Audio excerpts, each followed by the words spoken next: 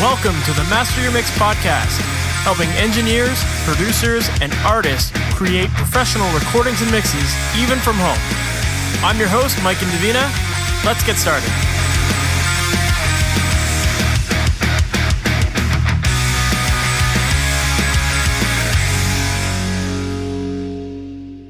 Hey, welcome to the Master Mix podcast. My name is Mike and Davina, and I am super pumped for today's episode. Today, I'm interviewing Matt Wallace, who, if you're not familiar with Matt has worked with tons of amazing artists. He has worked with Faith No More. He produced Maroon 5's debut album. He's since worked with Korn, The Replacements, and so many other big bands. He actually even worked with one of my bands. There was actually this band called Crash Parallel, who I used to tour manage and do live sound for back in the day. And shortly after one of our tours, they went to go work with Matt, and they made an amazing sounding record. And then shortly after they made that record, the drummer left, and I filled in for him for a little bit. So I didn't get to work with Matt directly, but I always heard amazing stories. So I knew that Matt was a super talented engineer, and I wanted to get him on the podcast because I knew that he would have a lot of amazing things to say. And he's just such a chill, down-to-earth guy. And the way he describes his process, as you'll hear in this interview, is so detailed and so thorough. And I know that you're going to take a ton away from this episode. And inside of this episode, we talk a lot about the idea of writing songs that can have a bigger impact and the ways to go about doing that. And in particular, we talk a lot about the rearrangement of songs or the reworking of lyrics. And Matt just has a great approach to this whole process in general. So we're definitely going to cover that in this interview. And we also get into some other great stuff in terms of his approach with drums. And he shares a bunch of great tips for some of the tools that he likes to use to get really clean, punchy drums. So yeah, like I said, you're going to get a lot of value out of this episode. So let's just jump right into this podcast. This is my interview with Matt Wallace. Matt Wallace, thank you so much for being on the Master Mix podcast. How you doing, man? I'm doing very, very well. Thank you so much, Mike, for inviting me on. That's very kind of you. Of course, man. You're working on awesome records, so I always love talking with people who are doing amazing things. For people who might not know what your background is, though, can you give us a little bit about your history and how you got into this? Yeah, I mean, probably similar to you and a bunch of other mixer, producer, engineers. I was in bands since I was like 13. I was influenced by Lynyrd Skynyrd and Black Sabbath and stuff like that. But I also always had an ear to pop radio. So I was always kind of torn between those two areas. And then a lot of like Kool and the Gang and Ohio Player stuff. So that was kind of what informed my early kind of music.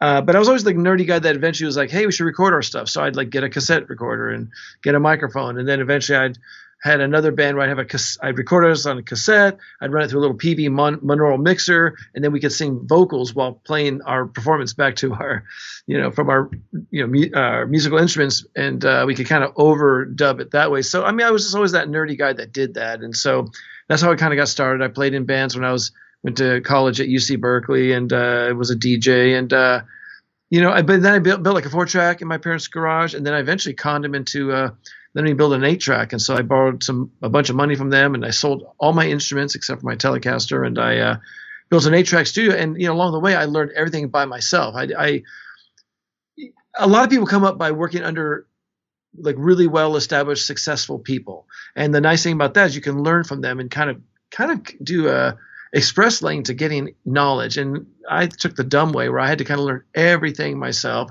I did take like a class at like a community college about audio and stuff like that, which was really cool. I learned some fundamental stuff, but it was really just like blowing stuff up. I built a bunch of my, built a spring reverb, built a couple of plate reverbs, anyway, I was just that guy that was always kind of teching stuff and trying to learn. It was just out of necessity.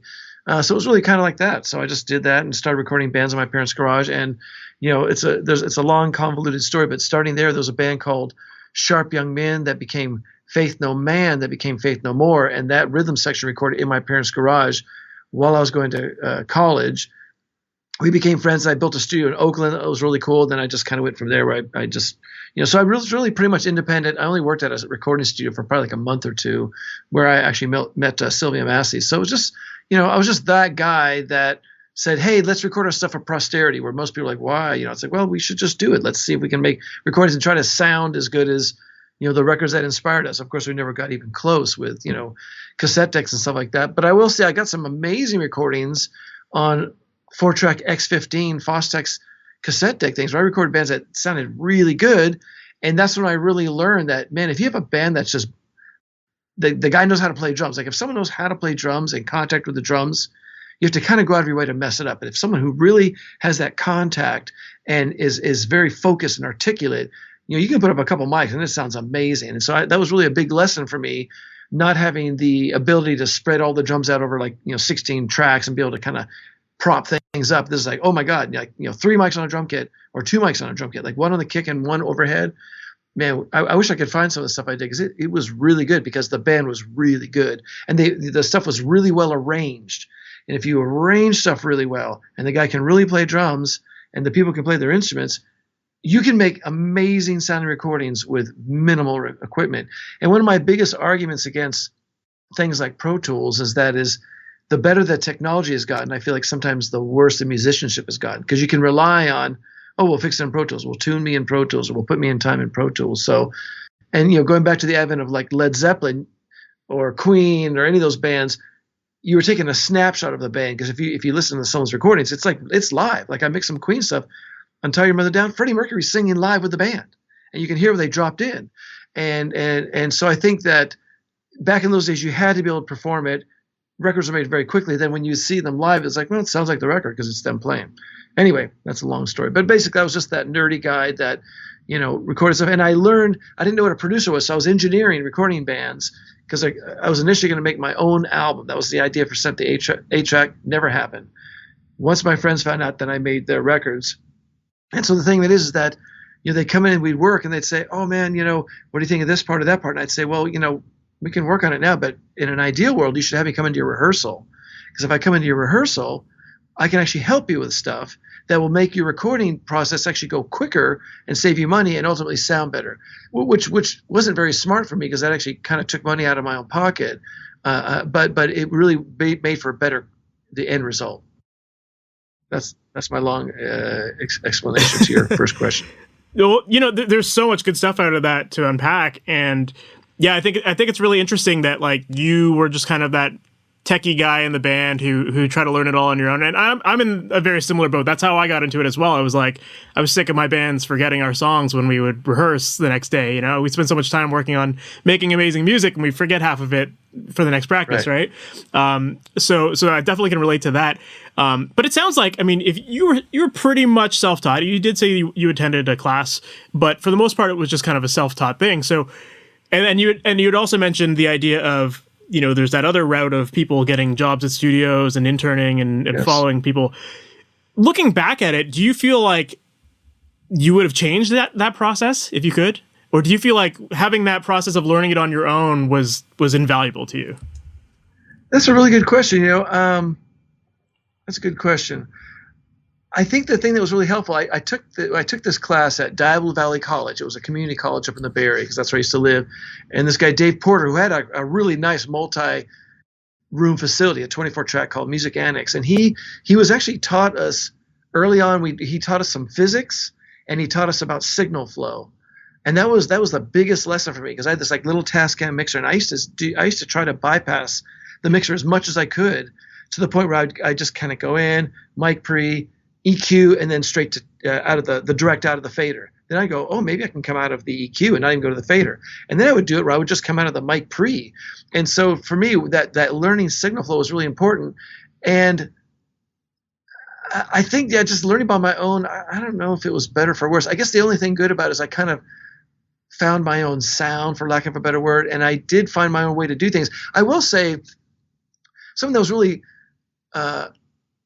difficult is I did work as an assistant engineer at this place called Starlight Sound for like 2 months. And I remember a couple of engineers, one in particular, they do this thing where they would kind of like cover their EQ when they were doing stuff, And I was just kind of trying to learn, because I thought that was like a cool thing. And I think you and I are similar. We want to teach people. If you know stuff, oh my God, share with everybody you know. Because even though they take your ideas, they're going to do it a different version.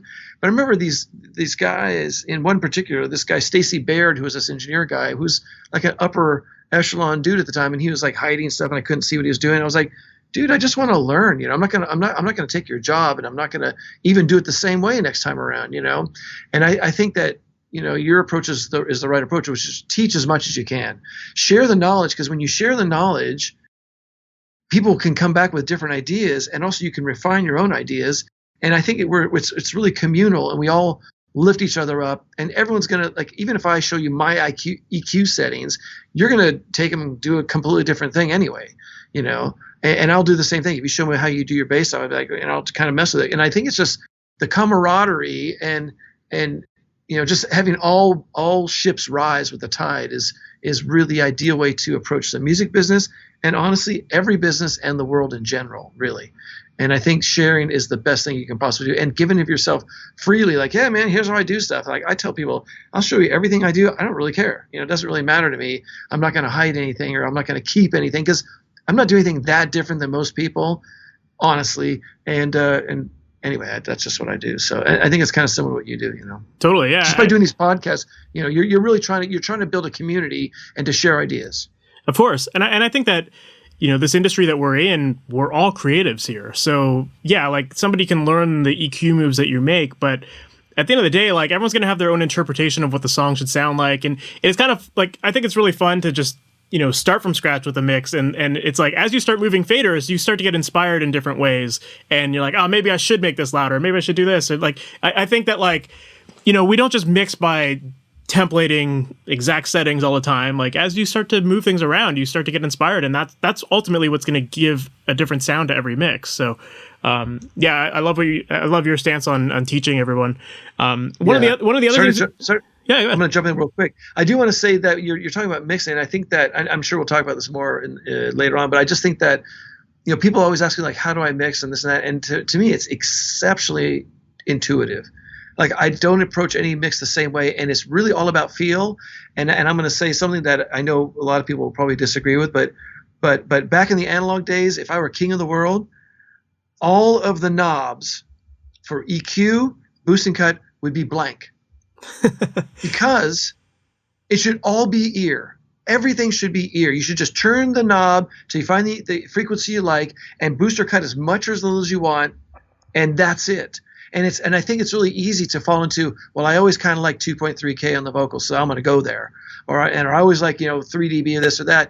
And I think if you just, and one of my biggest criticisms about Pro Tools right now is we've taken a major component of making music and we've made it visual. Yep. And we've never, ever, in the old days, all you did is you heard it and you could feel it, like, yeah, this feels good. You start moving your ass, you're like, yeah, this feels fucking good. Like, you know, no one looks at the console like, dude, 10 dB at, you know, 5K, that's fucking crazy. Like, well, I don't know, it just feels good, right? And I think with Pro Tools, it's so easy to look at it and go, oh, that's not quite in time, or this is that, and you just miss the idea of, like, just feel, man, let the thing feel. Anyway, go on. You were going to ask me that question. No, that's a really good point, and it was going to kind of segue into what I was curious about. Like, you know, you talked a little bit earlier about how, and even before we started this interview, we were talking about how back in the day, it used to be so much about the musicians and their fingers and the way they hit the drums and all that kind of stuff. And now the technology has just become such a big part of how we think about approaching our productions. And we feel like we have all these tools at our disposal and we need to do it all. Or, you know, we have these visual representations of things. And I'm just kind of curious about, like, how you've adapted to that kind of modern digital technology, and, like, you know, how do you straddle that balance of, like, going too far with the software versus keeping it the analog way? Well, that's a good question. I mean, for me, even in the analog days and still in Pro Tools days, you know, the arguments I have with artists are things that they might perceive as mistakes. You know, think, oh, that note was that was kind of a flat note, or I kind of, you know, took a while to get to that note. And to me, the biggest trick in production is what mistakes you leave in. And for me, I always want to be able to hear the humanity behind the speakers. I want to have a sense of there's men and women, boys and girls behind the speakers who are sweating and working and trying to communicate something. And it's really essential. And to me, all we're doing is communicating emotion. That's all we're doing. And if we could just connect our brains to the listeners, like have musicians just connect their brains, we wouldn't even need music. It's like, here's the feeling I'm having. But because we can't do that, we dance, or we sculpt, or we paint, or we sing, or we play music. And we're really just trying to communicate emotions to one another. And especially with men who usually can't communicate that as naturally and with as much ease as women do, men can, within songs, sometimes communicate things, you know. I always make a joke about when you go to movies and you're sitting there like with your girlfriend, and then they start playing like that really sad music. And to me, that's always a cue to the guy to put his arm around his gal and go, "Oh yeah, man," because women are crying and the guy's like, "Oh yeah, this is that emotional thing. Here we go," Anyway, I just think we're communicating feelings, and that's all we're doing. And everything we do has to serve the purpose of that feeling, and that to me informs pre-production, it informs recording, and it really informs mixing to the point where you go, dude, that really cool guitar riff, man, I want to put it in there. It's like, man, I love that riff. If this were an instrumental record, that riff would be super duper loud. But we have a singer here, and he or she's trying to say something. And honestly, that riff is pulling my ear away, and I really want to hear what the singer's saying. The singer is the most important instrument in the recording by far, because they're the narrator of what's going on behind them. Like, we listen to this nice backdrop of music. We're like, yeah, this sounds really cool, and you have a feeling about the music. And then the narrator says, well, all those guys and the guys and gals behind me are creating music so that I, as the narrator, can step up front and go, here's what we're trying to tell you.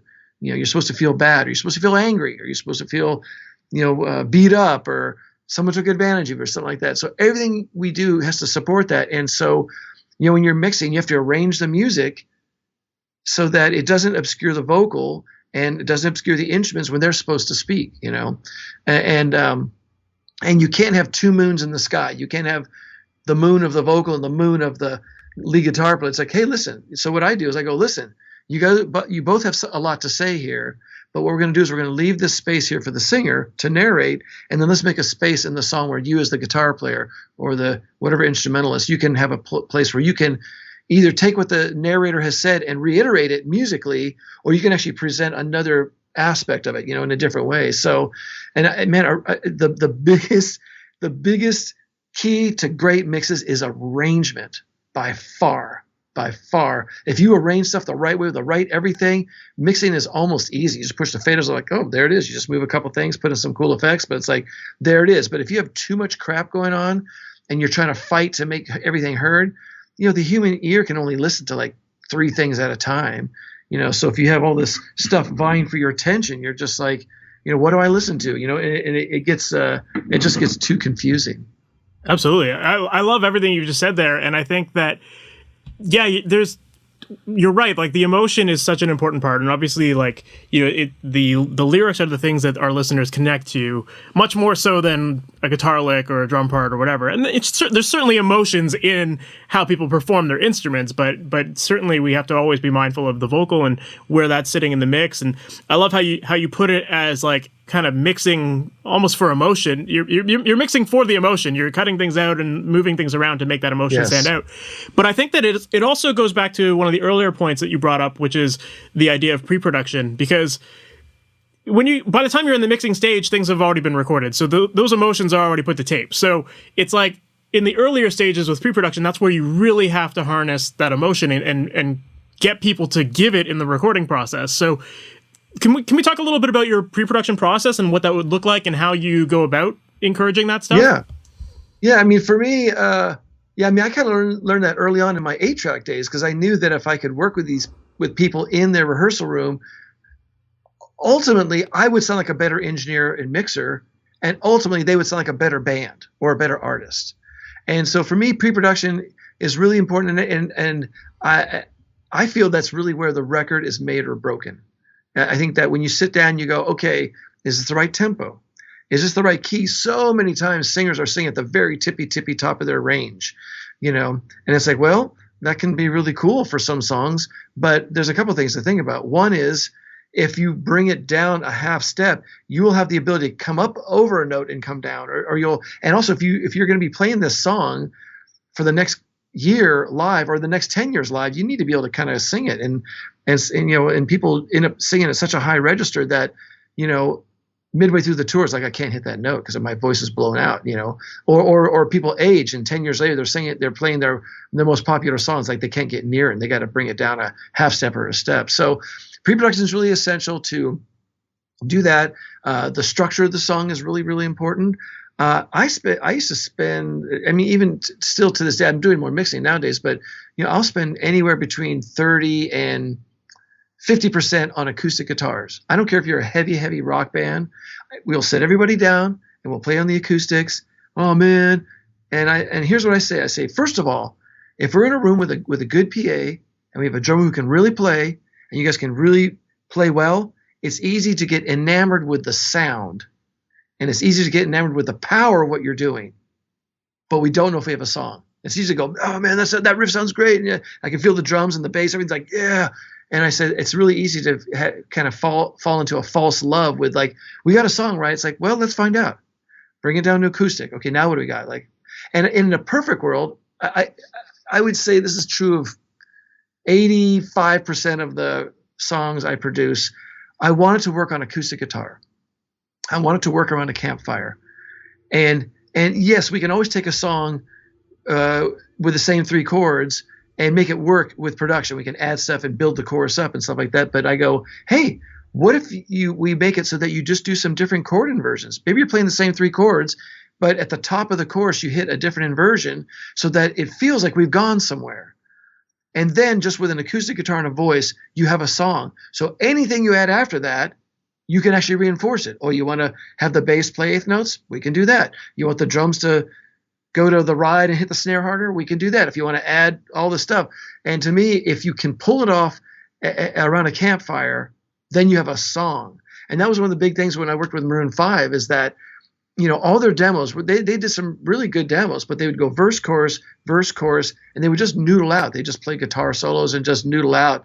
And I said, you know, you guys write some really good songs. These choruses are amazing, but it's not happening because I think you should make a classic record that will hopefully stand the test of time and people want to cover. Now, this band was on an indie label called Octone Records. Label never put out a record before. Nobody knew Maroon 5. But I said, if we work on these songs and almost, except for maybe one song, all the bridges on that song were written pre-production. I just said, listen, you guys, you got to write some bridges because I go, look, get to this chorus 2 and your songs are really good, but you want to make it where the audience goes, oh my God, this is really great. Where are they going to go? And then you go to this bridge that just rises up and you're like, oh my God. And sometimes bridges can be some of the best parts of songs.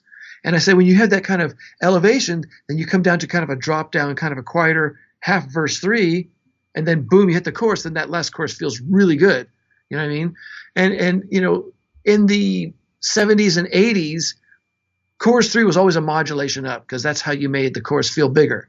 But with the advent of like the 90s and the 2000s, what they learned was you do a drop down verse before chorus 3 because the difference in relative dynamics, you know, when you have a quiet verse 3 where it sounds all intimate and the person singing is kind of down and quiet, that rise up to the downbeat of the chorus is huge.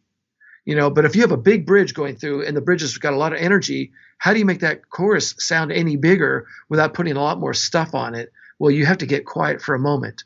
And a lot of times they'll just do a thing where they'll do like a 1 or 2 bar break where they'll stop and have just an instrumental break where they'll just sing the chorus a cappella, then you hit it. And that's how you do it. But you have to create the sense of dynamic, you know, and momentum and energy any way you can. You know, modulating up a step or half a step, we think that's cheesy nowadays because they did that in the 70s and the 80s. But if you do it with dynamics and quiet, you know, introspective verse 3, maybe a 1 bar break, and then you hit that chorus, it's going to sound huge. Absolutely. Jeez, man, like so much good stuff out of that. Thanks. I mean, I love what you said about stripping things down to the acoustics, because I think that is really where, going back to that idea of creating the emotion, I think I totally agree with you about just stripping things down, and it forces people to think about their music in a different way rather than just like hiding behind the loud rock stuff. So it kind of forces the emotion out of it, and I think it is very revealing what those emotions are when it's like really stripped down like that. I also think from a pre-production standpoint too, having everything stripped down to an acoustic really allows people to hear the parts better as well, because that's the other part of pre-production. You get different guitar players with different parts and different strumming patterns and all that stuff. So, you know, I think there's so much value in stripping things down. Yeah, it's really good. You bring up a couple of good points. One is, yes, sometimes the other guy goes, "I didn't know you're playing that," and also this happens. I'd say 9 times out of 10, the people in the band are like, "I didn't know you were singing about that." It's like, well, dude, if you know what the singer's singing about, how are you going to make the musical backdrop to support what he or she's saying? If they're singing something really sad, then you got to hit some minor chords. You got to change some things, you know. And the thing about rehearsing, doing pre-production with acoustic guitar, you can talk above it while you're playing. While you're playing, you go, okay, we're going to go to the middle eight. We're going to go to the bridge here. Remember, it starts on whatever, you know, B minor, whatever, you know. And that's really important to be able and to add your regular voice. Hey guys, let's go over here. Yeah, that sounds good. You don't get any ear fatigue. You hear a song, and then when you go to the rock instruments, it sounds really good because it's like, oh, now the song has purpose. It has momentum, has direction, has dynamics, and all of a sudden you go, oh, our song sounds a lot better. You know, it sounds amazingly better. Didn't even do that much. Just kind of listened quietly, move, you know, focus on the good stuff, try to remediate the sketchy stuff, and there you go, you know? Yeah, absolutely. It really does set a solid foundation for everything to grow from there, you know? Like everyone kind of knows when to dig into their parts a little bit more because they know now what the singer is singing about and how the emotions come into play with the music. And yeah, I think that's super important. You'd also mentioned... sorry, go ahead. I was saying, all that stuff really works for bands that are based like where I kind of started and came from, which is, you know, with drums, bass, guitars, keyboards, whatever. Now it's different when you're working with modern music, where it is intrinsic in a lot of modern music, where it is the same chords all the way through, and the beat might be the same thing, and it might change up a little bit. But the thing that's different about modern music that is something to consider is that people who are really good at it have a really good verse melody. They have an exceptional and different, unique pre-chorus melody and a really good chorus melody. And so if you do strip it down to just like a keyboard pad and a bass thing and a drum loop, then the vocal has to carry it. The melody really has to carry it. So that's a different beast than what I'm talking about with rock bands. Go on.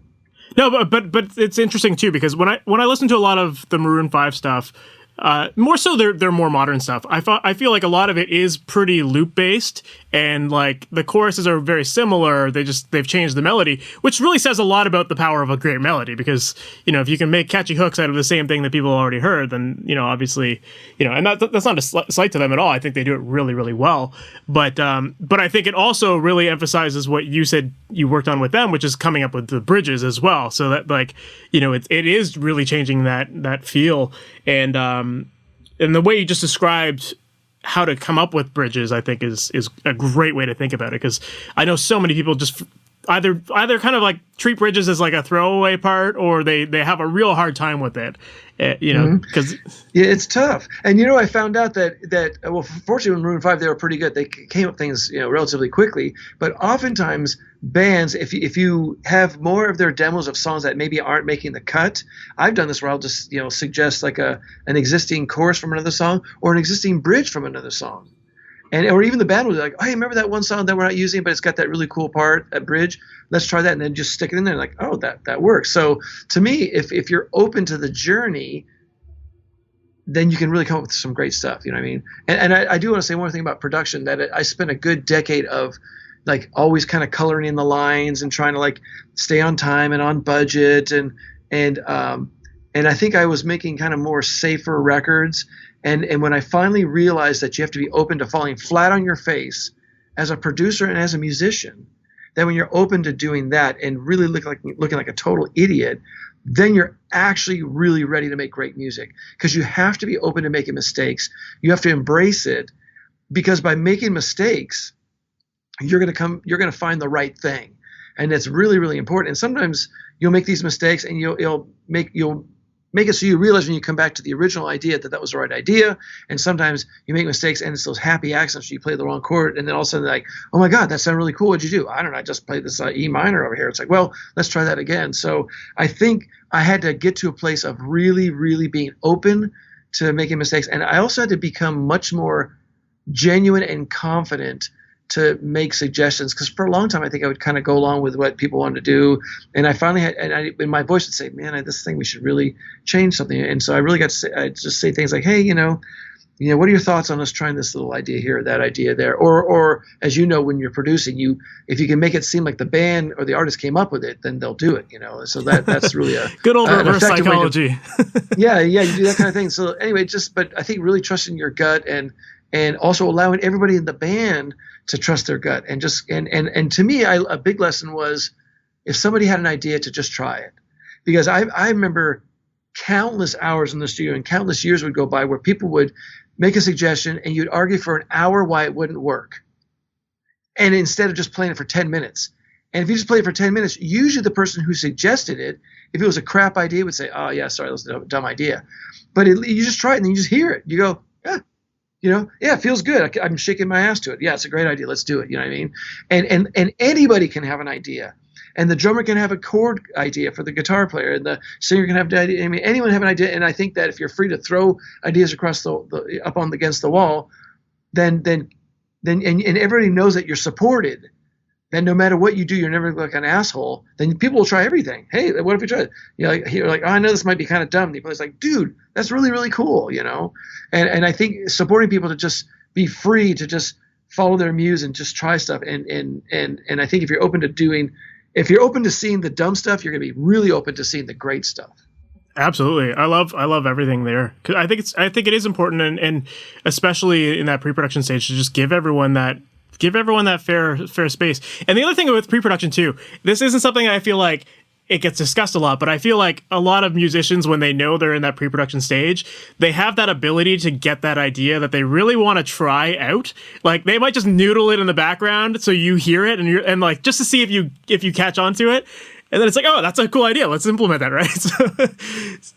Yeah, you're right. And I think you probably noticed this too, that there's always going to be the people in the band that maybe talk quite a bit and they'll say things and they'll have ideas, but it's usually the quiet one that will speak up and say the right thing that is the game changer, because they don't say anything, but when they speak up, the quiet one in the band speaks up, that's the time to listen, because they usually won't say anything until it's really like, okay, this is an idea. And that's really fascinating, because most of the people like to hear themselves talk and I got this idea and check this out, but the quiet one's like, okay, I gotta say it. So they say it and like, oh yeah, that's really, really cool. So yeah, there's always like that like leader of the band, so to speak, right? There's always one of those, and everyone kind of hides behind that. But a lot of the real impact in the music, I agree, it comes from those quiet people.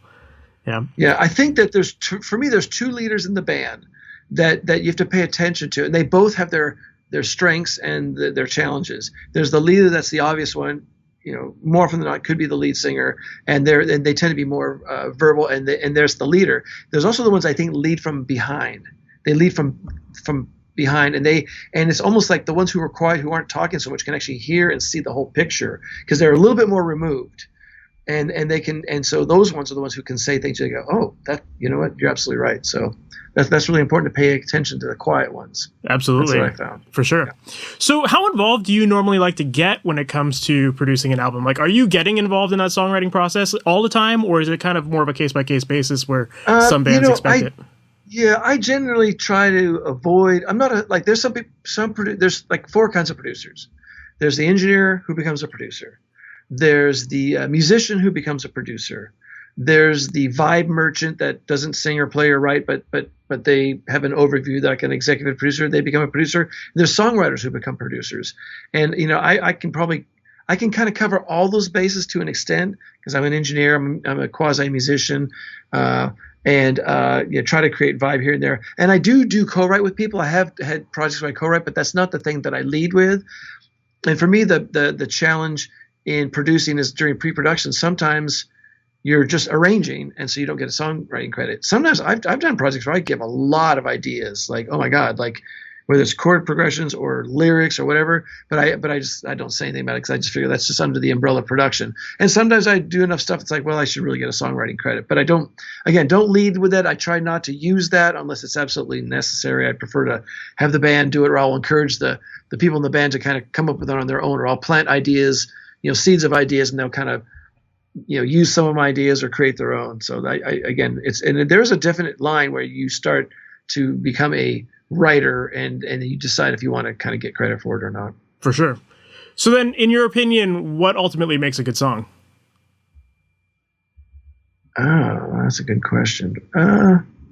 Well, I mean, the best songs are always songs that begin exceptionally personal. And the song and the lyric is really about a singular moment in a person's life, and it resonates very, very deeply with them. And in many ways, it's easy to argue, well, that's just a personal song and nobody's is going to get it because you're singing about Beth that last Thursday on the ferry boat, and blah, blah, blah. So okay. So then you say that's a beautiful song. Your chorus is really lovely. But now, if there's a way to take out the name Beth and maybe Thursday, and if we can take that germ of that idea and open it up so that people can hear themselves in the song. And once they can hear themselves in the song, then you have a chance at, one, connecting with each individual listener, and two, you can connect with a lot of people, like anywhere from the hundreds to the thousands to the millions. And so and this is really a personal decision on the part of the songwriter, because you can hear a song and go, hey, listen, this song is really, really good. It's really great as it is. And I can't tell you to change it because I'm not the writer, I'm the producer. But if you're open to this journey and you're open to changing your song a little bit and making it a little more obscure, certain portions of it, then other people can hear themselves in it. And they can hear the core idea of feeling abandoned or betrayed or in love or whatever it is. They can feel that, and so that's really, really important to do that. And so I just say, listen, and this is oftentimes I'll say, listen, these are your options. These are your choices. I can't make the decision for you. You have to ultimately make it. If you ask my opinion, I'll tell you what I feel. But and even after that, you have to make the decision. So. Yeah, that's really cool. I do really like that approach, because I think you're right. Like, singers tend to be very, maybe I'm generalizing here, very insecure people, or like it's very like emotional, whatever. And so they tend to write very, very personal songs that are very close to them. And so they aren't usually open to, or they aren't usually thinking about the fact that other people can connect with their message, And so by having that simple approach of just changing, like you said, Beth to something else, that definitely makes change the word. Yeah, change the word Beth to you or something like that. Yeah, exactly. And it's interesting what the fact that singers are generally more emotional, and I think that's for a couple of reasons. One is they're the only musician on the stage whose instrument is their voice. It's their story as well. It's their story too, but they're hitting the drum or they're playing a bass or playing guitar, and you're a little bit removed. You're a little bit removed emotionally. I mean, with drums, it's going to be mainly aggressive or momentum or whatever. But with a singer, like, that's your voice, and that's very, very, very personal, and it is your story. And so, how much of your story do you want to be solely about you? Do you want this record to be just about you? Because sometimes it's like, are we making a record just for you in a very small audience, or are we making a record for a lot of people? And that's another argument I have with people when they have songs that, like, we play this song live, man, people love singing the song, and they're singing along with us. And I go, okay, how many people are we talking? 200, 500, 1,000? Because, if you're talking about 1,000, that's really great. But I'm actually talking about 1 million. I'm talking about taking the song that 1,000 people like. But if you change a couple things, I believe you can have 1 million plus people like it. And that's what I'm talking about. So, and again, this is a very personal decision. You as the band, you as an artist, do you want to stay with your singular voice and your approach and leave it at that? And by the way, that can work. It just means it takes a longer time. You can hang in there for a long time doing your singular small thing, and over time, and then your audience will eventually find you by, you put out 3 or 4 or 5 albums, you play shows across Canada and the United States a million times, and you can find your audience. I worked with this band Primus when they first started, and they had a really, really, really, really small audience because they're so insular, and they're, the lyrics, everything about it. But true to Les's vision, he just hung in there, and he kept Primus, but he just toured enough and put out enough records that eventually he found millions of people that are Primus fans. You know what I mean? Mm-hmm. And that can happen with any band. Anyway, so that, I just think that's really important. I ask people, okay, 1, how true do you want to be to your music? 2, how much time do you want to spend touring? Do you want to spend 5, 10 years doing this? Or do you want to kind of, maybe go a little quicker and then maybe change a couple lyrics in hopes that you might have a song that kind of connects, And even bands that become successful, all the bands I worked that became successful, the gestation period was like 8 to 10 years. It was Maroon 5, Faith No More. That's how long from when they start to when they finally make it. That's what it takes, even when you're writing popular music, Yeah, of course. I think it's really important to establish that vision for the band and what they anticipate their careers to be or what they want it to be, and that definitely will dictate the decisions that they make. And going back to that idea of just like changing lyrics around, it reminded me of I'm not sure if you're familiar with the band Dashboard Confessional, but like I saw that maybe a year or two ago he had actually re-recorded all of his records with the original lyrics that he had written, because he had that experience of working with someone who said you should change your lyrics to attract to more people, and I guess for some reason, he always felt like, well, these were personal songs, so he re-releases records like that. And it is very interesting to hear like how sometimes just like the smallest change can make such a big difference in how you connect to those songs. And maybe it's because I've heard those songs for years already, and so I just know them in that version. But you're right. Like there certainly are those little changes that can make a really big connection point with the audience, and to start making those decisions in the studio of where you want your career to go is going to dictate when you make those moves. Exactly, and that to me is that's a very important conversation to have with a band when you're working with them, because you're right. Once you agree to the framework and you agree to the approach, then everything else actually kind of falls in place relatively easily. And the only time there's challenges is when you've got one guy in the band who goes, we're going to tour for 10 years and we're going to sing about nothing but blueberry pie and whatever. And then you have another person in the band who's like, I want to be Maroon 5 tomorrow. Okay, so we have to talk, because we can take either approach, and both approaches are absolutely valid. Neither one is better than the other. This is really important. Neither one is right or wrong, but pick the one that you as a collective band want to do. And once we know that, then every arrangement, every lyric change, every recording, every overdub, every vocal, every mix falls into place. Yeah, of course. Well, I think that most people tend to just join bands with people that are their friends, and it's just like kind of like a let's do this for fun kind of thing, and then it becomes something serious, and at that point it's like, okay, well, are we all on the same page or not? So I think as early as you can, being an artist in a band, like you have to all get on that same page so that 5 years down the road you're not disappointed when someone pulls out or something like that. Yeah. Actually, something. What common mistakes would you say you see artists making before they enter the studio? Oh, that's a good one. I think the biggest common mistake is thinking that you have better songs than you have.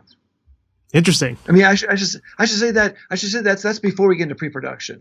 But generally, there's a thing where everyone's like, this is great, or this riff is great. We got a song. It's like, well, I don't know. And I've actually lost gigs sometimes saying that. I mean, it's really interesting. There's this band called O.A.R. that I worked with, and I was producing another band, and they were ready to go. And I remember talking to the manager. I said, I don't know if the material's strong enough yet. I really think we should work a little bit more on this. Or the band should.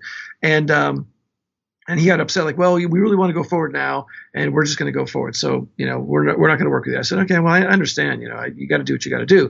But fortunately, they ended up writing some more stuff, and they wrote this song called "Shattered." That was one of their biggest songs they ever did, and it was they needed to do that. And I have to say, I never liked being that guy.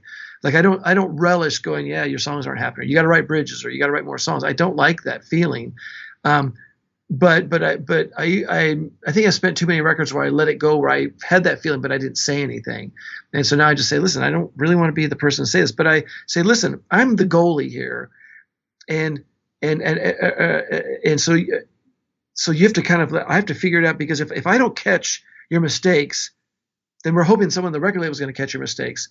And if they don't catch it, then maybe somebody in promotion will, and if not, in the general public, the audience. And so I'm really the first one to say, listen, we're not there yet. We got to work a little harder, And as a producer, me working harder means more days. And if I'm getting paid a flat fee, it doesn't mean I get any more money. I'm actually getting less money per day. So when I say, let's work a little longer, a little harder on it, I'm making a personal investment. And I think bands sometimes miss that concept. It's like, listen, if I'm getting X amount of dollars divided by the amount of days we have budget to make this record, but I'm saying let's spend another week on pre-production, I don't get paid anymore. Mm-hmm. But I'm doing this because I really, really, really want the best you guys can possibly put out, because we're going to live or die by the play button. And you can't be there when someone pushes play and go, well, we wish we could have overdubbed something here. I wish we could have written a different song. Or it's like, no, we live or die by the play button, and we either play it up through the first chorus and keep going, or we don't make it to the chorus and then we're out. You know what I mean? Yeah. So.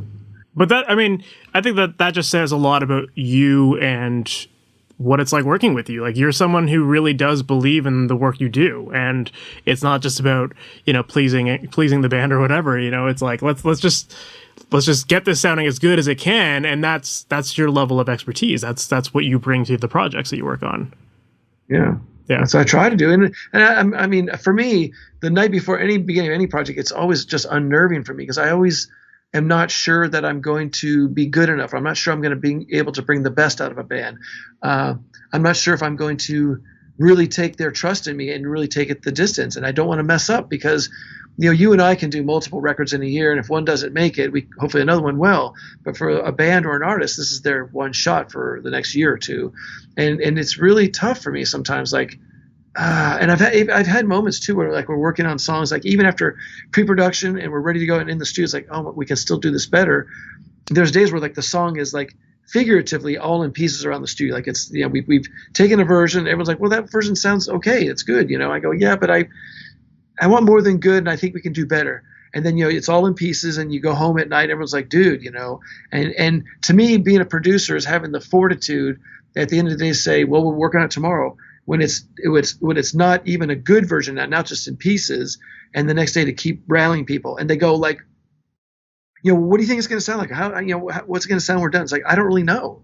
But I know that what we have is good, and I think we can do better. And I say, look, we can always come back to this. And we already know how this version works, you know, and we can take it completely apart and do a completely different version. And if you don't like that, we can come back to this. You know what I mean? And you know, I've when people ask me, like, people who aren't in the music business, or, you know, they go, well, you know, what does a producer do? Or I try to explain to people, or even musicians sometimes, you know, and I say, look, here's what it's like. Okay, we're on an island. There's, like, a group of us. We're on an island, and there's, like, coconuts and some palm trees, and everything's fine. And there's like a rope bridge that goes off into the mist, you know, and as a producer, I'm like, hey, you guys, you know, I think there's this bridge here, and I think there might be something better over there, you know, if we go there. And they're like, well, what does it look like? I don't really know, you know, but it might be better than this right here. Yeah, but, you know, we like this place, and everything's fine. And after a while, I go, let's go. So I get them on the bridge, and we're going across the bridge, and, you know, it's kind of rickety and it's swaying. They're like, dude, Matt, let's go back, man. Our last island was totally fine. You know, island being our last song or whatever. It's fine. Yeah, come on, man. It's going to be cool. Come on, let's go. You know, so, and we're going up on the bridge, and it's shaking, and the wind's coming, and the rain, and part of the bridge is falling, and our feet are falling through, and there's a big river down there. Like, dude, let's go back, man. This is sucking. You know, I'm like, come on, let's go. It'll be great. You know, and after all this, and you come through the clouds, and there's, like, a nicer island. There's papaya, and there's guava, and there's apples, and there's oranges. And like, oh my God, this is so much better. And they're like, why didn't you tell us it would look like this? It's like, I didn't know it would look like this. All I knew is the island we were on was not good enough. And I felt we could go somewhere better. And I was willing to take the chance of going across the bridge to lead you there. And as a producer, you're leading them, like, come on, we can do this, you know. And they're afraid, and they don't want to let go of their things that they believe in, or this song they played. Dude, we toured that song for a whole year, and people know the lyrics. I know. But we're going for a bigger audience. We're going for something bigger and better. I know. I don't know what to tell you, but either write a better song, or let's take this one and make it better. Anyway. That is my favorite answer to that question. What is a producer? But you know what I mean? That's a visual. You know, Yeah. You're a visual. Like, everyone's just, everything's cool on the little island, the smaller island. But that giving them across to another place, and you go, oh wow, this is really cool. It's like that. I knew we could go somewhere better. Yeah, I didn't know exactly. Yeah, go ahead. Yeah, sorry. I was gonna say, like, you brought up the idea of how for a producer it's like we can work on multiple records a year and hope that one of them strikes or whatever. But for the artist, a lot of them it's like their one record of the year. And I'm curious to get your thoughts on kind of the new music industry, you know, so to speak, where these days it seems like people are mainly focusing on singles, and it's not necessarily about making that album. It's kind of more, you know, I always tell bands, like, release a song a month, that kind of thing. Like, to me, like, that's, at least for independent artists, I feel like that is a way better approach than trying to put all your eggs in one basket, release it, and 2 weeks later everyone forgets about it and they've heard every one of your songs. So I'm curious to know how that has changed your approach to working with artists. Like, do you still prefer to work on albums? Or are you mainly focusing on singles? Or what's your thoughts there? Well, I mean, I'll work whatever people want to hire me to do. Obviously, if it's on a major label, generally you're going to do a whole album, and that's usually how it goes. But it's interesting because as much as it's frustrating sometimes to think about just starting with singles, that's actually how the music business started. We started with singles in the 60s and the 70s. It was like you put out a single and a single starts hitting, they go, oh, we got to make a record. You got to make an album now. And so it was always, that was how you kind of put your big toe in the water. I think starting it with singles, certainly with independent artists, and I would almost even argue with artists signed to major labels, I think a song a month is the right way. And you basically said what I've said to many, many people, and that is, if you put out an album, people love it, and a month later they're like, what else you got? And you're like, whoa, dude, we just did an album. So if you do a song a month, it can be a single, it can be whatever, make a video for it, whatever you want to do, and every month on a certain date, you're releasing a song, and your audience gets to know that. Because I've told certain artists about this. In fact, even my daughter started doing music, and she, on the 13th of every month, she was putting out a song. And I think that idea where people come to expect it, they look forward to it. And then if you want, after 6 months, you can tie it together and call it an EP and release it. Or after 12 months, you can tie it together and call it an album and put it out. But that by then, you've already got like a pretty well-established audience that really likes it. But I think that's really, really important. I think it's important because people have short attention spans, and they want to hear stuff from the artists often. And I think that idea of a new song every month, oh my God, if my favorite band put out a new song every month, I would take that over an album every year. Absolutely. Oh my God, here it is. Boom. I don't have to wait a whole year for a bunch of songs that I don't even listen to the whole thing. I listen to the first 4 or 5. So I think that that's a great way to work. I think it's a really good way to establish yourself and keep people tied into you, keep your audience tied into you, because they know that to expect a song, and they know that that's what you're doing. Of course.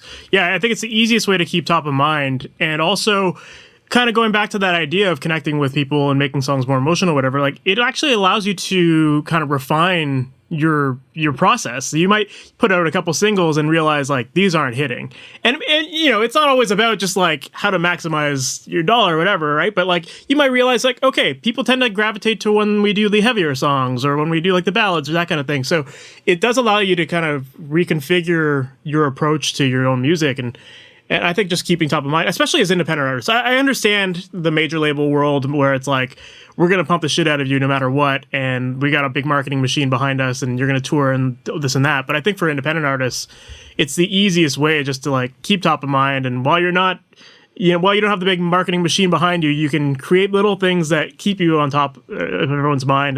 And it creates more opportunities for things to be shared and spread the word about you, so you can grow your audience a lot easier. Yeah, absolutely. I think that's really important. Yeah, absolutely. Well, I know we're a little tight on time, but I did want to ask you about a couple of your productions. Well, one thing that like always stood out to me, and we kind of talked about this before we started, is that like I've always loved the sound of your drum tones, and specifically the way you handle ambience in your tracks. I think that like you do such a great job of making the listener feel like they're in the room with the drummer, and I'm curious to know, like, what is your approach when deciding how much ambience to have in a track? When should a track be big and massive or super tight and dry? Right. That's a good question. I mean, for me, it really depends on the music, obviously, for the most part. But if you're in a recording and I've got, say, some really good drum room sounds, invariably I will use it in areas where there's less stuff happening. Like at the beginning of a song, if there's a lot of space, I'll have the drums sound like they're in a room. You can really, really hear them. And the trick is to have it so the audience hears that, and you kind of gently tuck in the room sound as more instruments get added, because otherwise it gets a little bit too cluttery. And anytime there's a little quiet section where the drums are by themselves, I'll kind of bring it back up. And I think it's the kind of thing that their mind thinks that the drums are always ambient through the whole recording, but they're really not. If you really listen back, it's like, oh, it's during the intro, during that re-intro, and during a certain section, the drums are really ambient, but generally you could hear it kind of tucked in. So to me, it's an aesthetic thing. I tend to like that kind of sound. I like feeling like the drums are in a room. I like feeling like I'm kind of in the room with the band for the most part. Generally in choruses, usually kind of pull the ambience back out. A lot of pop stuff, not so much ambience. So that's kind of how I do it. But yeah, I mean, a lot of that kind of stuff stemmed from when I had an 8-track studio in Oakland. I didn't have any digital reverb, so I actually constructed a dead drum room, and then I put microphones out in our big kind of entryway that was quite live. Then I would also send a microphone to the bathroom I had, which I would paint it with shellac, so it was very, very reflective, and I'd have a microphone in there. So I really would create this ambience out of nothing because I had no digital reverb. I had spring reverbs, which didn't work well on drums, so I really had to learn how to create that. So that's kind of where it came from, creating that from my 8-track days, and that became kind of a signature sound or something that I liked to incorporate in my music. And then, of course, Faith No More, that was kind of that ambience with the drums, and also the bass. We would have ambience on the bass on some of the stuff too. That's very cool. Yeah, I think there's definitely a fine line of going too wet or too dry with room ambience, and it sounds like your solution to it is really just in the automation. Yeah, automation, and also, I mean, I definitely will do some kind of light expanding or gating where I will have the room and have it triggered by the kick, not the kick, usually the snare drum. So sometimes there'll be a little bit of ambience there, and whenever the snare hit, they would open up a little more. In fact, oftentimes what I would do, in fact, here's one of the biggest tricks I would do. In fact, now that we're talking about it, is usually when I track a band, I also have them. We'll do samples right at the end. They'll hit the kick a bunch of times, like quiet and loud, and hit the snare a couple times, and the toms, all that stuff. And usually there's a couple of good snare hits. What I will do is take that snare hit and create a sample out of it. And what I'll do is I'll line that up with the live snare drum. And so that every time the live snare drum, that snare drum hits with the room that goes with it, right? The room tracks, then I'll mute the actual snare sample. So every time the snare hits, you're actually getting the room sound. You know what I mean? Yeah, so just when that you snare. hit the snare, yeah. So when you're hearing the snare, it's still the live snare. So I will line up the sampled snare with all the room. There's usually like a close room and the big room with it. And so once I line it up, there it is, it's in there. Then I'll mute the actual snare so there's no snare sample. I'll mute that, and then the drum ambience comes in there. So when the snare gets hit, that's the ambience of just the snare ambience. You know what I mean? That's very cool. And that's really good in choruses, because then you don't have the kick drum going through the room sounds. Also, you don't have the hi-hats and the cymbals, which can get really messy. And that's a really contained, but it's also very natural, because that is the actual sound of the room, of the snare hitting in the room. Because when you're in a room with a good drum kit and someone hits the snare in the room, you're like, oh, that sounds amazing. But then you have the cymbals going, then you try to compress it, and it's like, But with that room sound, then you can actually compress it, do all kinds of things to it. So that snare sample that you make, it doesn't contain a dry, like it doesn't contain the close mic? Is it only just the ambience? No. Okay. Yeah, just the ambience. Yeah, that's awesome. You can do either way. It depends on how purist you want to get. Sometimes if you have one good snare whack, then you can just do that and use that instead of any other snare. You can definitely do that. But oftentimes I'll start with just muting the dry part of that snare, so that the actual snare gets hit, and then all you hear is the ambience. Gotcha. You know what I mean? Yeah. So that's what I do, and that's really cool. I mean, I like that, because that sounds a little more natural, because when this person's hitting the snare drum, it's like, oh, there's still a real snare there, because you can hear with the timbre changes a little bit here and there, how the person hits it, but you still have that kind of, it still sounds like it's got a healthy room sound. Yeah, it's not just that like constant one-shot sample where there's no difference between hits. Right. Right. And that works. I mean, I know a lot of modern productions, certainly with pop music, and also a lot of, metal and stuff like that, is kind of the same hit over and over again, which is fine. That kind of stuff really doesn't work for me. And when I use snare samples in mixes, I will always have the real snare going, and then I'll have the sample there going. And anytime there's a fill, I will automate the sample to come down a bit, and I'll automate the real snare to come up a little bit, because I really want to hear a real drum.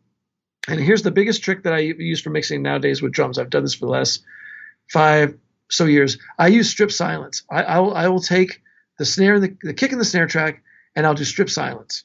And I'll just clean it up so that all I have is just the kick and the snare. And even just by doing that, it makes it sound more like a sample, because it's just that sound. And then you can really compress it. You can do whatever you want to do with it. And so I'll do that first, and then go through it. If there's like any kind of snare chatter, I have to kind of, by hand open it back up so you can hear the snare chatter, things like that. But I just want to hear the snare. And so I do that first and foremost. And so then I can really, really affect the snare more than usual. And what I'll do is, if there's areas where if they're playing like a lot of splashy cymbals and you can hear in the snare, that's the first place I'll replace the snare. I'll grab another snare and just lay it in there so that it's just the regular snare, because I'd like to keep it as natural if I can. So that's what I usually do. And then if there's say there's 3 snares in a row for a fill, I'll undo the strip silence there and just let it be the da, da, da, da, da, without it being kind of truncated. And that's kind of what I do, and try to do that first and foremost. Then if I want to add samples, I'll do it. But I always have the real snare in there. Certainly for any kind of chatter, any fills, I'll ramp up the volume of the snare during the fill and ramp down the volume of the sample, just so it sounds more natural. Because then people are like, I don't know, it could be maybe he's not using samples. I think a lot of young people are used to samples. Like when they hear that da, da, da, da, da, snare fill, I really don't like that. I just don't like that sound.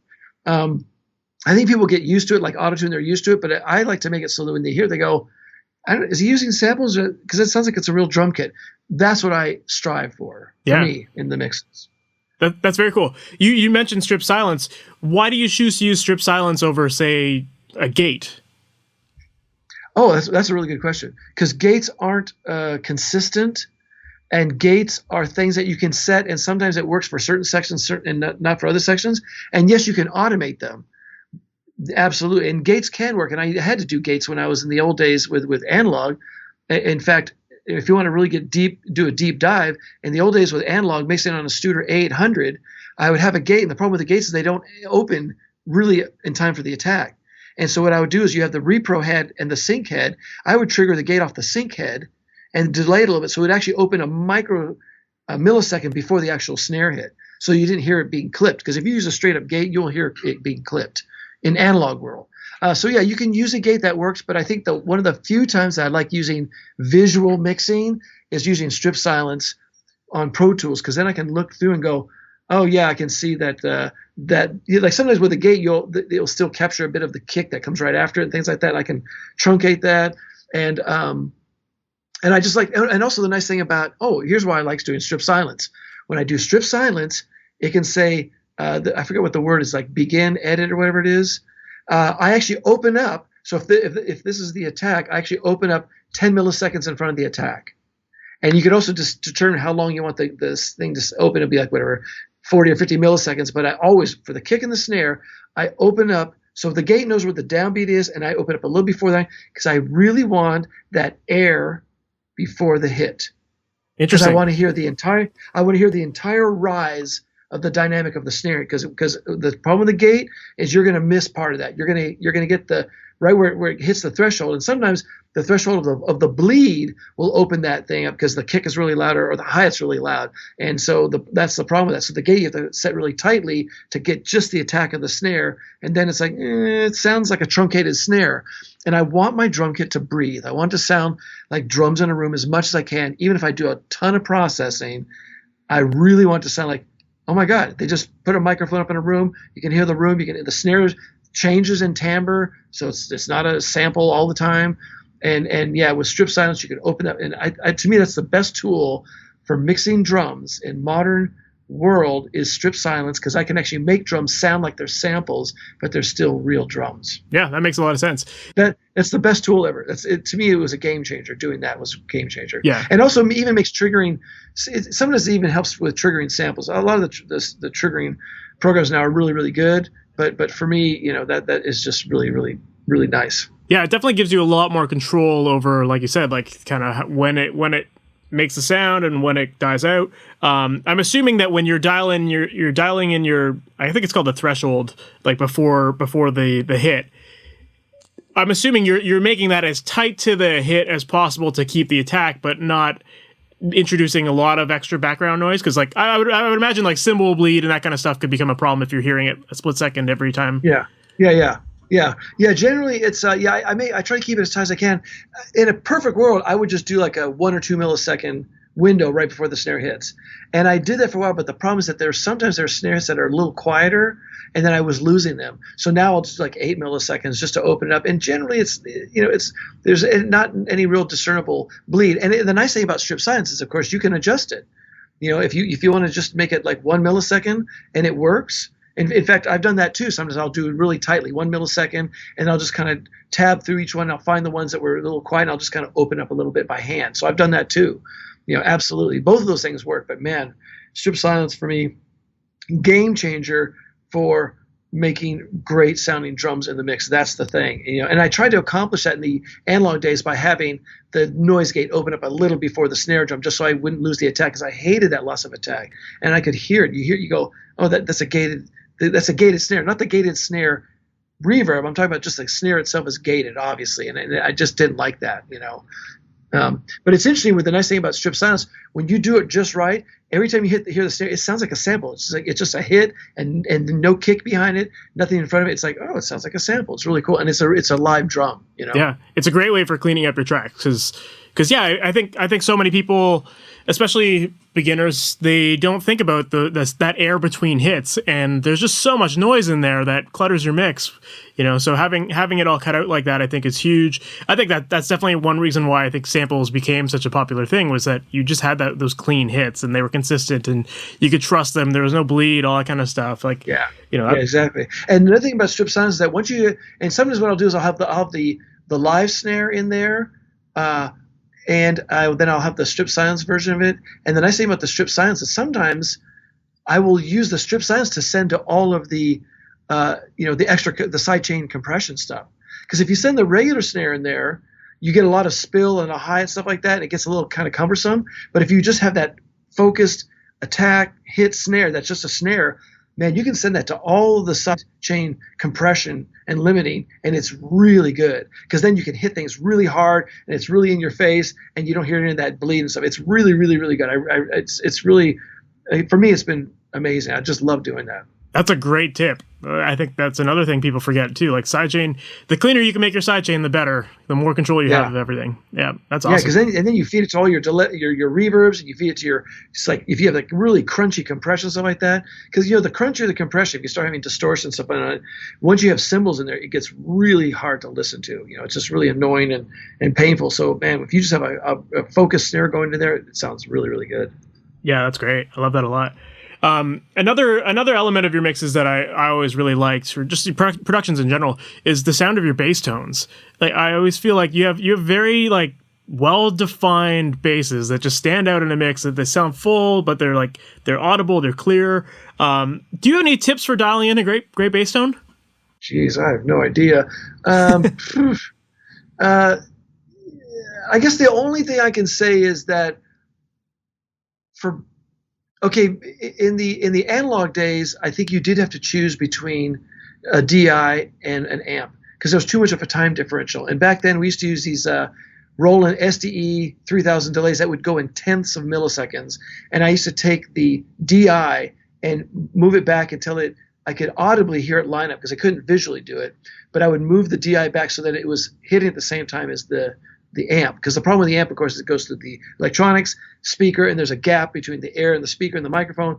So there was always something about that smeared it. And so now, with the advent of Pro Tools, one of the nice things about visually mixing is that if you have a DI that's going to be a little on top, that's going to be on the beat or ahead, and then the amp, is you can actually move them. I move the DI back, and I generally just move it back so that it at least sits together, and then I try to use them together. Because otherwise, without doing that, DI and amp together just is hard to use, because there's too much of there's some phase anomalies in there because of the time differential. But that's what I try to do. But it's always about moving the DI back for me instead of moving the amp forward. At least in analog days. Nowadays, I guess I could move the amp forward if need be. Well, you would think that if the musician is hitting the string, then the DI would almost be like the kind of golden rule, because that would be the tightest to what they played, right? Yeah, generally, yeah. Yeah.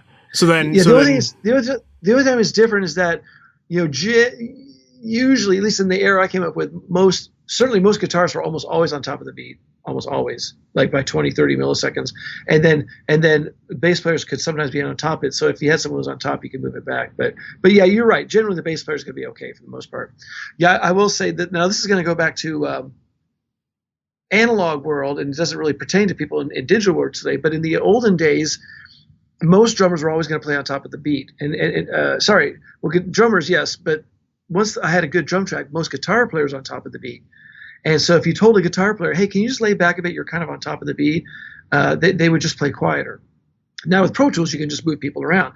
But back in those days, your options were they would play really aggressively but be on top, or they'd play kind of quiet and kind of measly and it'd be on the beat. So what I would do is I'd take the headphone mix and I would run it to an H3000 delay, and I used to pre-delay the headphones of guitar players.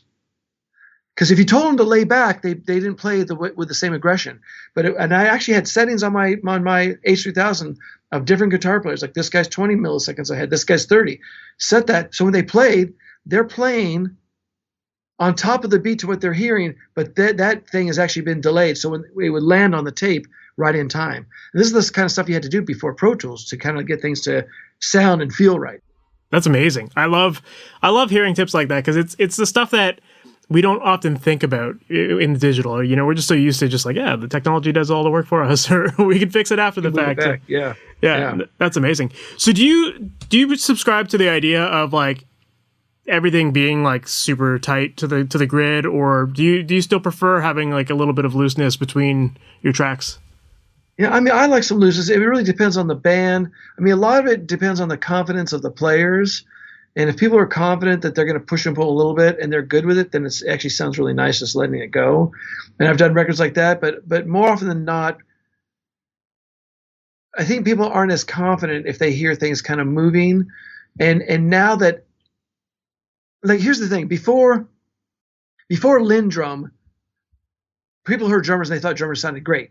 Drummers sounded great. They're playing it sounded great. But once they heard Lindrum and it was right on the beat, that was the first time where people go, oh, wait a second, the drummer's kind of all over the place. So once we heard that, we kind of readjusted our notion of what's acceptable. So then we have to edit drum takes to kind of put them in time. And so nowadays people hear perfectly processed sampled drums all the time, and they get used to it. They want to hear that. And I think that it makes everything sound homogenized, and I'd rather that people sound a little more unique.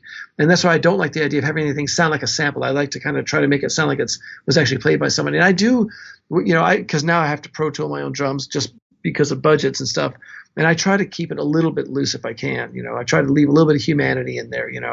And also I think the biggest trick is, if you do go with kind of locking the drums down, try not to lock everything else down. Like if you have the drums locked down and maybe lock down the bass, let the guitars be a little loose, because then at least it sounds like a rock band, and it sounds like it hasn't been mass produced and it hasn't been agonized over and kind of, just basically squeeze all the life out of it. And I think if you can do that, then at least it still has a feel of old school, like, oh yeah, the guitar guys are on top and everything's a little like, moves around a little bit, but the rhythm section's really solid. That's what I kind of strive for these days. Yeah, I think that's a really cool approach.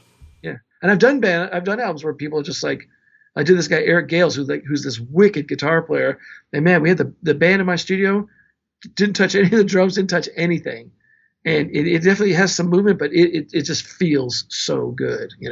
That's the thing. Yeah, I think that's really cool, because I mean, obviously, within reason, like when you want people to sound close to the grid, but if it's like slightly off, it does sound musical, and I like that approach of just like, edit your drums so that those almost become the click track that people are used to hearing, and then like you can have that normal musicianship on top of it, and it'll sound fairly natural. And as long as the strums are all locking in together, or they're pretty close, then it's not going to sound sloppy. So yeah. And one of the things, actually, I will say one of the biggest things I do these days is, with a drummer, if a drummer comes in, and almost always they're going to be on top of beat. I've done this on a number of projects where I'll just take the drums and I'll kind of find out, is he or she 10, 20 milliseconds in front, and I'll find the average, and I'll take the entire drum track, once I have the drum track I like, and just move the entire drum track back just a little bit so that it's generally in the pocket. And I've just done that and just left it alone. Because then then everything's on the click in case you do use any samples or loops and things like that. And that way the drum kit's like it's in time instead of being 20 milliseconds in front for the entire pass. Just take the whole thing, go move it back, done, and then play bass on top of it, then play guitar. So that to me has been one of the things that I do pretty regularly. Is just take the whole kit, just find out where the person's where they are, and then just move it to just the averagely on time, where the snare's hitting on time. That's very cool. That's a great tip as well, for sure. And it's very similar to like just talking about like the bass and the DI thing, where it's like you're just moving things around to fit what seems best in the track. Yeah. Yeah, sometimes a little just averaging. Sometimes if you just help average people out a little bit, that's actually all that's really needed. You know what I mean? And if your rhythm track is averaged out so they're pretty solid, then you go, okay, great. Now guitars you can give them a little more leeway to kind of do what guitarists do. You know? Absolutely. Well, one last question I want to ask you about mixing is, we talked about what makes a great song, but what makes a great mix to you? Okay, that's a good question. And here's the thing that's really important for people to understand. It's 8 words. A great mix is not a perfect mix. Because here's what I found out. Sometimes you'll do a mix and it was like, oh my God, that sounds really great. And they'll go, oh, can you bring the hi-hat down here? Can you do this? And then over time, and then people go, oh, it doesn't sound very good. It's like, yeah, because you know what? Now we have a perfect mix. Because with Pro Tools and all this stuff, we can sample and put things in time. We can move all your little things and make your hi-hat up and down and all this stuff. That's not perfect. Great mixes sometimes have something too loud. You know, if you listen to old stuff like the Rolling Stones, the shaker is just too loud, but you know what I mean? It doesn't matter. So a great mix is something that moves you. And if you can just go with the feeling, does it move you? Great. And then try a couple of changes. But if you start getting to the place where it becomes perfect, then we've lost what was essential. And that is, and by the way, especially if you're doing rock is not a perfect mode of music by any stretch of the imagination. And by the way, it's supposed to be rebellious. It's supposed to be messy and sloppy and nasty and pushing forward. You know what I mean? So that's how it is sometimes. And you got to just go, you know, I think that if something moves you, because I've done mixes that are just blown out and pushed and shoved and sometimes that's what it takes, and you make it really aggressive to move the audience. But if you listen back, it's like, in fact, here's the thing. Okay. Faith No More's album, The Real Thing, that had Epic and all the stuff on it, is absolutely not, those are not great mixes. So much to the point that after I mixed that record and I mastered it, I was so crestfallen because it just sounded so bad to me that I called my mother and asked her how to get into real estate, because it was way too high-endy, way too much compression. And it just sounded really bad, and I thought I just ruined a band's album. It sounded really, really bad. It sounded bad on my car stereo, and it sounded bad on my home stereo. And I was really like, I've got to find another job because I don't know what I'm doing.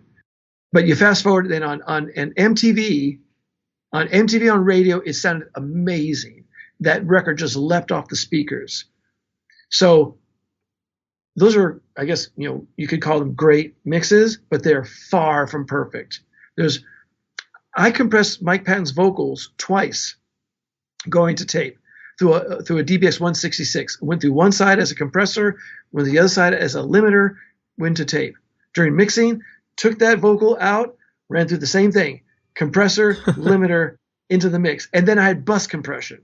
And I compressed everything, and you can argue that that's how you shouldn't make a record, but it felt right, and it moved people, and it had an energy. It had a youthful, angsty, snotty energy, and that energy was absolutely correct for that record. Technically, you know, and the thing that was really funny is that people would use that record to A/B when they were mixing. Like I'd be in studios, I'd walk down the hallway and hear people, and they'd use like Epic to A/B, and I go, oh my God, you probably don't want to use that to compare your mixes to, because I thought I didn't do a good job on it.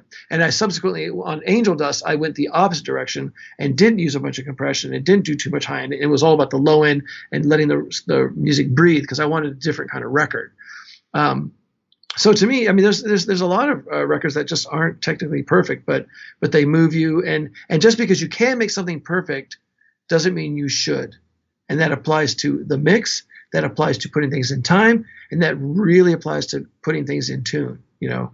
And to me, it's better to do a general, relative tuning where you make it so it's tuned instead of tuning every little thing. Like tuning every little thing, I just don't like that. And to me, a way a singer he or she gets up to the note, that's really important to part of their style, really. Anyway, I think, you know, and here's the thing with Pro Tools. I can take any 4 people off the street and make a really professional sounding record, because I can put all the playing in time and I can put it in tune. But it doesn't mean it's great music. Yeah. That's a great lesson. I love that's an amazing story to hear too, because I think that so many people feel like they need to have their mixes so perfect to feel like they can release them. And to your point there, it's like an imperfect mix, or at least what you thought was imperfect, was able to make a huge impact, and it connected with people. So yeah, I love that. That's an amazing point to end off on, man. Thank you so much for sharing that. I think mixing is like a bell jar. I think you start and you get to a point where it's really, really, really, really good. And then it's diminishing returns where it becomes, you're working for perfection. And I think there's a point where you just like, it feels great. Everyone's just like, Dan, yeah, it sounds great. And just like, because otherwise you start getting your brain on it. And the problem is that individual musicians want to hear their instrument louder than everybody else. Because when they're playing live, that's what they hear most. When you're a drummer, what do you hear most? Drums. Bass player, you got that big cavity behind you. That's all you hear is bass. Same thing with a guitar player. And the thing is that you really want to hear it as an audience member listening to a band and how they all sound together, and it's not your instrument louder. It's everybody just sounding good together. So anyway, I think that you can go past a really great mix if you aren't careful, and you can go to a perfect mix. And once you homogenize and make every little thing, then it doesn't sound human to me anymore, really. Yeah. Yeah. That's a great point. And again, thank you for sharing that. I think it's such a good point that people overlook. So yeah, that's huge. For people who might want to follow you online or learn more about you, what's the best way that they can learn about what you're working on? I don't know. That's a good question. I mean, I think I've got a website, but I haven't looked at it in a while. I have to figure out what that is. But I mean, I'm on Facebook. I'm Matt Wallace on Facebook. I'm on Instagram. I think I'm like Wizard Wallace, but I don't put up too much stuff about my work on those things. Not too much. I'm more just like personal stuff. So I don't know. But that's a good way to find me. And cool. Yeah, I think that's it. Or they can, I don't know. I think that's I guess I don't know if I should give you my email address or I don't know what, but anyway, I say start with Facebook, start with Instagram. I've got a Matt Wallace producer, some kind of, I have to find it, but anyway, I've got a website somewhere that is up there. I could probably send that to you or something. Yeah, feel free to send me the links. I'll put them in our show notes. That way people can connect with you if they're wanting to work with you and that kind of stuff. Lastly, any cool projects that you're working on right now that you can talk about? I just have this band called The Revelries that's out now on this label called Edge Out. That's part of Universal Music, and they're really good. They're a young band. They're super, super, super energetic, and that's kind of the thing that I'm really most excited about right now. I did some mixing for this band called Ripe that are on Glassnote. They're really cool. They're really super funky. And then, that's about it. A lot of baby bands, a lot of unknown stuff, just a lot of mixing, a lot of just stuff that's hopeful one day be popular, But I taught this record production class at UCLA Extension years ago, and I remember I'd take my students around to the studio and show them these, the band I'm working with, and like, we're hoping you would take us by a studio where you're working with someone who's like really famous. You're like, yeah, well, what can you do? 6 months later, everyone writes to me like, oh my God, we were in the studio with Maroon 5. I didn't know they were going to be famous. Like, yeah, well, they were a baby band, What do you do? So cool. Well, Matt, thank you once again for taking the time out of your day to do this podcast. This was an awesome interview. You shared so much amazing information, and I'm sure that our audience is going to love this interview, and there's a ton that they're going to be able to take away from it. So thank you. Mike, really a pleasure. Thank you so much for the opportunity to talk with you. I really appreciate being able to kind of share some ideas and stuff together. I really like your approach that you are really trying to be inclusive and you're trying to educate people, and that's really something that's super, super important in the community of music.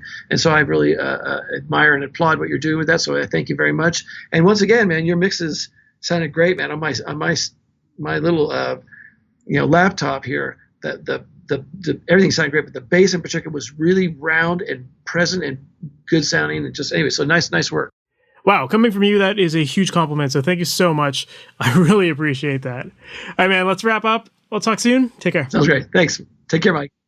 So that was my interview with Matt Wallace, and what did you think of that? I thought it was amazing. I love the way that he just went into so much detail about his pre-production process and reworking songs and, working on bridges and all that stuff. Like the way he described the concept of making a bridge and the different approaches that you can take with it. It was just such a clear explanation, and I think that if you've ever struggled with writing bridges with your songs, you should definitely go back and re-listen to this episode, because the way he described it is just so perfect, and there's a couple different options that he gives you, but it's so important to have an amazing bridge. And obviously, in the case of Maroon 5 for Matt, bridges were super important, and clearly that record had a lot of success, so Matt knows a thing or two about making a good bridge, and he just detailed his entire process right here. So yeah, Matt, if you're listening to this, it was a lot of fun having you on the podcast. Thank you so much for being on, and hope that we can do it again soon. Now, for you, the listener, if this is your first time listening to the MasterYourMix podcast, make sure to subscribe to this podcast. That way you're notified about all new episodes whenever they go live. All of our episodes go live on Wednesday mornings. So again, make sure to subscribe, whether it's on Apple Podcasts, Stitcher, Spotify, whatever. By subscribing, you'll be the first to know about all of the new episodes. And also, if it's your first time listening to the podcast, or even if it's not, definitely make sure to go visit MasterYourMix.com. We've got lots of cool stuff happening on the website. We've got lots of great videos, blogs, tutorials. And while you're there, definitely make sure to check out the Mixing Mindset book. This is my Amazon #1 best-selling book, all about creating pro-sounding mixes from your home studio. And inside of it, I give you a detailed step-by-step process to follow so that you know exactly what order you should work in, what you should be listening for, how you should apply processing, and so that you can start to feel confident in your workflow and make better sounding mixes, because that's what this is all about, right? We don't want to be making songs sound like demos. We want to make songs that sound like pro radio ready singles. So grab the book, and it's going to give you a lot more clarity on how to do that. All right, that is it for this episode, guys. Thank you so much for sticking around to the very end. Really looking forward to the next one. We'll talk soon. Have a good one. Thanks for listening to the Master Your Mix podcast. To have your questions answered, submit your questions to questions@masteryourmix.com. Please go to iTunes and subscribe and leave a review. And for more information on how you can improve your mixes, visit masteryourmix.com.